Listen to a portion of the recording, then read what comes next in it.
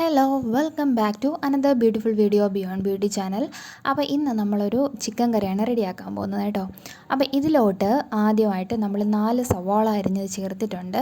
അതിനോടൊപ്പം തന്നെ ഒരു തക്കാളി, 3 പച്ചമുളക്, അതുപോലെ തന്നെ ഇഞ്ചി വെളുത്തുള്ളി പേസ്റ്റ് ഇവ നന്നായിട്ട് ചേർത്ത് വഴറ്റുക.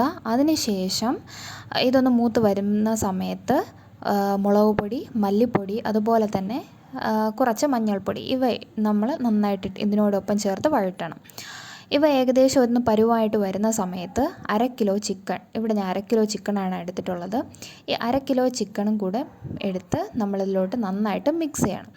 മിക്സ് ചെയ്തതിന് ശേഷം നമുക്ക് എന്ത് ചെയ്യാം, ഇത് ഒന്ന് മൂടി വെച്ച് നമുക്ക് വേവിച്ചെടുത്തതിന് ശേഷം ഇതിലോട്ട് ആവശ്യത്തിനുള്ള ഉപ്പിട്ട് വീണ്ടും നമുക്ക് മിക്സ് ചെയ്യാം. അതിനുശേഷം നന്നായിട്ടൊന്ന് പാകമായിട്ട് വരുന്ന സമയത്ത് ഇതിലോട്ട് ആവശ്യത്തിനുള്ള നിങ്ങൾക്ക് ഇഷ്ടമുള്ള അളവിൽ കുരുമുളക് ചേർക്കാം. കുരുമുളക് ചേർത്തതിന് ശേഷം വീണ്ടും ഇതിനാവശ്യമുള്ള അളവിൽ നമുക്ക് കറിവേപ്പില നമുക്കിതിനോട് ചേർത്ത് കൊടുക്കാം.